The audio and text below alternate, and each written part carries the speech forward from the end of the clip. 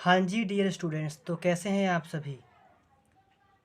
आज का हमारा टॉपिक है एचसीएफ यानी कि मौसा, जिसे एचसीएफ फुल फॉर्म बोलते हैं हाईएस्ट कॉमन फैक्टर, और हिंदी में बोलते हैं मौसा को महत्तम समापवर्तक। ये टॉपिक बहुत ही इजी यानी कि आसान होने वाला है, बस आप वीडियो के साथ अंत तक बने रहें। तो हमारा जैसे आप देखते हैं क्वेश्चन है फाइंड द एचसीएफ, यानी कि आपको फर्स्ट क्वेश्चन है यहाँ पे कि 9 और 12 यानी कि 9 और 12 दिए हुए हैं, और आपने क्या करना है एचसीएफ फाइंड करना है यानी कि मौसा निकालना है। तो आप उसे कैसे फाइंड करेंगे ये मैं बताने वाला हूँ। तो क्या करेंगे हम, जैसे पिछले वीडियो में मैंने आपको एलसीएम बताया था। अगर किसी बच्चे को ने नहीं देखा है तो आप प्ले चैनल के प्लेलिस्ट में जाकर उसे देख सकते हैं। तो हम 9 और 12 का जब हम एचसीएफ फाइंड करेंगे तो 9 और 12 इन दोनों का अलग अलग फैक्टर फाइंड करना है आपने। एलसीएम में दोनों नंबर को साथ में लिख के फाइंड करते हैं फैक्टर, और एचसीएफ में दोनों को अलग अलग। अब अगर यहाँ पर 2 नंबर हैं तो दोनों को अलग अलग, यहाँ पे 3 नंबर्स हैं तो यहाँ तीनों को अलग अलग आपने लिख के फैक्टर फाइंड करने यानी उनके गुणनखंड बनाने हैं। तो मैंने 9 को अलग और 12 को अलग लिख लिया है, तो 9 12 हमारे अलग अलग हो गए हैं। तो 9 को डिवाइड करने के लिए मैंने प्राइम नंबर का यूज़ किया है 3, क्योंकि जब फैक्टर बनाना है आपने तो प्राइम नंबर का ही यूज़ करना है। तो 9 को 3 से डिवाइड किया तो 3 आ गया, एंड 3 को 3 से डिवाइड किया तो मेरे पास 1 आ गया। यानी ये जो डिवीज़न थी, जो फैक्टर था वो 3 इंटू 3 ही आया है, जैसे आप यहाँ पर देख सकते हैं 9 इक्वल टू 3 इंटू 3 दिया मैंने यहाँ पर। अगेन 12 की टर्न आई तो 12 में भी मैंने 3 का यूज़ किया, तो 12 को 3 से डिवाइड किया मैंने तो 4 आ गया, एंड 4 को फिर अगेन डिवाइड किया 2 से तो 2, एंड 2 को फिर मैंने 2 से डिवाइड किया तो 1। यानी कि आपने डिवीज़न तब तक कंटिन्यू रखनी है जब तक ये लास्ट में 1 ना आ जाए, कंप्लीट डिवीज़न ना हो जाए। अब 9 के आगे उसके फैक्टर, जो 9 था उसके फैक्टर के मतलब 9 लिख के उसके आगे उसके फैक्टर लिखने हैं, और जो 12 था जो इसके फैक्टर थे वो उसके आगे मैंने लिख दिए। अब क्या करना है आपने, इसका जो मेन जो समझने वाली बात यहाँ पर है कि जो दोनों के फैक्टर आए हैं, यानी कि 9 में आया 3 इंटू 3 और 12 में आया 3 इंटू 2 इंटू 2, यानी कि यहाँ पर 3 2 बार है गुणा में, और यहाँ पे 3 1 बार और 2 2 बार। क्या करना है आपने, इन दोनों नंबर के फैक्टर में से आपने कॉमन नंबर निकाल लेना है, यानी कि हिंदी में बोलते हैं इसको उभयनिष्ठ, यानी कि ऐसे नंबर जो दोनों में सेम सेम दिख रहे हैं आपको। तो एक 3 यहाँ पर और एक 3 यहाँ पर कॉमन है, तो मैंने इसको ऐसे सर्कल कर लिया है आपको हाईलाइट करने के लिए। और जैसे ये 3 और 3 में से कॉमन आ गया है, इसको मैं एचसीएफ के कॉलम में अलग से लिख लूँगा यहाँ पर, जैसे मैंने आपको दिखाया हुआ है यहाँ पर। अब ये वाला 3 इस वाले 2 से कॉमन नहीं, क्योंकि ये 3 है और ये 2 है, ठीक है। और यहाँ पे 2 है तो ऊपर कोई 2 नहीं है 9 के फैक्टर में, तो और कोई नंबर है नहीं यहाँ पर हमें कॉमन करने के लिए, यानी उभयनिष्ठ के लिए। तो जो हमारा एक डिजिट नंबर ही आया है 3, उसको हम एचसीएफ के आंसर में मेंशन कर देंगे, यानी कि सिर्फ 3 ही इसका आंसर है। आगे हम कंटिन्यू करते हैं अगले क्वेश्चंस के साथ। तो नेक्स्ट क्वेश्चन है हमारे पास 36 एंड 72। आपने क्या करना है, इनका भी मतलब हमने जो है एचसीएफ फाइंड करना है। तो फिर से 36 अलग नंबर है, 72 एक अलग नंबर है, और इन दोनों का हमने एचसीएफ फाइंड करना है। तो दोनों को फैक्टर के लिए मैंने अलग अलग इनको कॉलम में लिख लिया है। 36 को मैं डिवाइड करने के लिए सर जो पहला डिजिट नंबर है वो 2 का यूज़ कर रहा हूँ, प्राइम नंबर। आपने याद रखना है प्राइम नंबर का यूज़ करना है इसमें। जब 36 को 2 से डिवाइड किया तो 18, एंड 18 को अगेन 2 से डिवाइड किया 9, 9 को 3 से डिवाइड किया 3, एंड 3 को 3 से डिवाइड किया तो 1। यानी ये जो डिवाइड तब तक कंटिन्यू रहेगा जब तक ये लास्ट में 1 ना आ जाए। एंड अगेन यही सेम प्रोसेस 72 के साथ अपने करना है। 72 को मैंने 2 से डिवाइड किया 36 को 2 से डिवाइड किया 18, 18 को 2 से किया तो 9 आया, 9 को 3 से किया तो 3, एंड 3 को 3 से किया तो 1। और ऐसे ही करके हमारे जो फैक्टर थे वो तैयार हो गए। तो जैसे कि आप देख सकते हैं कि 36 के फैक्टर क्या आए हैं, 2 इंटू 2 इंटू 3 इंटू 3, यानी कि 2 बार 2 आया है, और 3 भी 2 बार ही आया है फैक्टर के अंदर। और 72 कैसे आया है, 2 इंटू 2 इंटू 3 इंटू 3 इंटू 2, यानी कि जो ये फैक्टर थे मेरे पास बाहर, इनको मैंने यहाँ पे लिख लिया।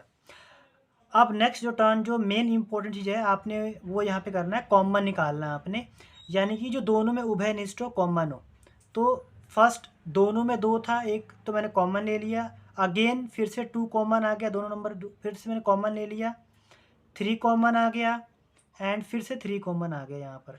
अब यहाँ पे 2 कॉमन आया था, तो इसको एक ही बार लिखना है आपने 2 को। फिर यहाँ पे हमारा फिर से 2 कॉमन आया था, तो फिर से आपने 2 यानी कि 2 को यहाँ पे फिर से लिख लेना है मल्टीप्लाई के साथ। 3 कॉमन आया था 2 बार, तो मैंने 3 को यहाँ पर 2 बार मल्टीप्लाई की फॉर्म में लिख दिया है। अब ये 2 जो है वो किसी में कॉमन नहीं है, किसी से मैच नहीं हुआ, तो आपने इसको छोड़ देना यहीं पर। अब एससीएफ फाइंड करने के लिए आपने जो ये नंबर कॉमन आए थे, जिनको आपने एक के बार लिखा हुआ है, तो आपने इनकी आपस में मल्टीप्लाई कर देनी है, यानी कि 2 की मल्टीप्लाई 2 से 4, 4 3 ज़ा 12 और 12 3 ज़ा 36, यानी जो इसका आंसर होगा एससीएफ होगा वो 36 होगा। तो 48 को मैंने इस एक फर्स्ट कॉलम में लिख लिया, और मैंने सेकंड कॉलम बनाया, और इसमें मैंने 24 को कुछ इस तरह लिख लिया। अब आपने प्राइम नंबर चूज़ करना है कि मैं कौन सा प्राइम नंबर लूँ, तो मैं 2 का यूज़ करूँगा, और 48 को 2 से डिवाइड करूँगा। अगर आपको ऐसे नहीं मालूम पड़ रहा है कि ये डिवाइड होगा या नहीं, तो आप इसको रफ वर्क में डिवाइड करके देख सकते हैं, क्योंकि मुझे डिवाइड पता है, तो यहाँ पे 24 आएगा डिवाइड होकर के, आप चेक भी कर सकते हैं चाहें तो। 24 को डिवाइड करने के लिए हम 2 का यूज़ करेंगे, तो अगेन ये 12 आ जाएगा। 12 को डिवाइड करने के लिए मैं 2 का यूज़ करूँगा, तो 6 आ जाएगा। एंड 6 को डिवाइड करने के लिए मैं 3 का यूज़ करूँगा, तो 2 आ जाएगा। एंड लास्ट में मैं 2 को 2 से डिवाइड करूँगा, तो ये 1, यानी कि इसके डिवीज़न जो है, जो फैक्टर थे वो मेरे बन के बाहर आ गए हैं। अब 24 की टर्न है। 24 को मैं 2 से डिवाइड करूँगा, तो 12 आ जाएगा। 12 को फिर 2 से डिवाइड किया, तो 6 आ गया। फिर 2 से डिवाइड किया, तो 3, एंड 3 को डिवाइड किया, तो 1। आगे हम क्या करेंगे, इनके जो फैक्टर हैं उनको लिख लेंगे।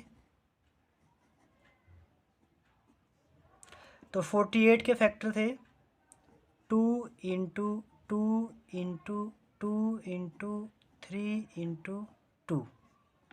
अगर आप चेक करना चाहें कि सही है गलत है, तो आप इसको मल्टीप्लाई भी कर सकते हैं। 2 2 जा 4, 4 2 जा 8, 8 3 जा 24, एंड 24 2 जा 48।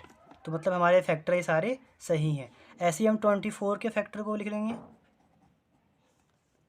2 इंटू 2 इंटू 2 इंटू 3। और हम क्या करेंगे, जो कॉमन इसमें से जो एससीएफ है उसे फाइंड करेंगे। तो यहाँ हम लिख देंगे एससीएफ, और हम कॉमन लेंगे यहाँ से, उभयनिष्ठ लेंगे नंबर को। तो फर्स्ट 2 नंबर कॉमन हो गया, सेकंड भी 2 कॉमन आ गया, थर्ड में भी 2 कॉमन आ गया, और यहाँ से हमारा ये थर्ड भी कॉमन आ गया, यानी कि 2 इंटू 2 इंटू 2 इंटू 3, यानी कि 2 इंटू 2 इंटू 2 इंटू 3 कॉमन आया। इसकी आपस में मल्टीप्लाई कर लेंगे, 2 2 जा 4, 4 2 जा 8, 8 3 जा 24, यानी कि जो एससीएफ है वो कितना आ गया इसका, 24 आ गया।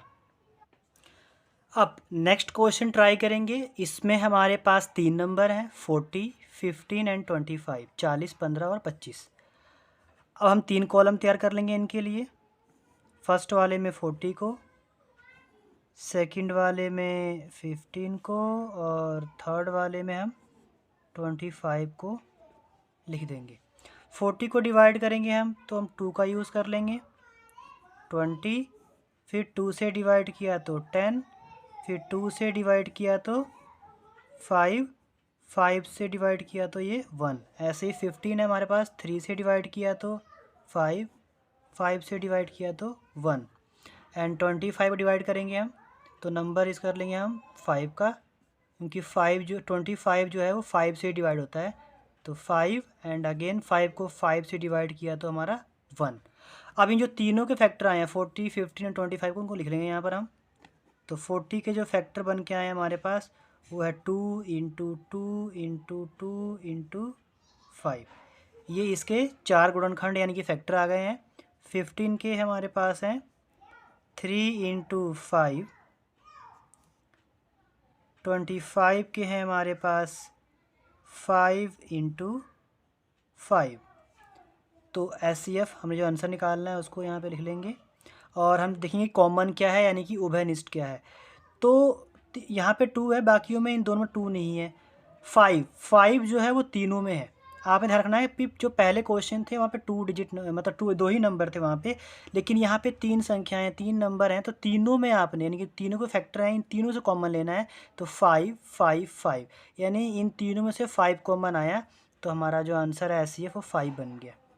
कई बार ऐसा होता है कि 2 या 3 जो हमने नंबर का फैक्टर फाइंड किया होता है उसमें कोई भी नंबर कॉमन ही नहीं आता, कोई भी उभयनिष्ठ यानी कॉमन नंबर मिलता ही नहीं हमारे को, तो उसको हम 1 लिख देते हैं।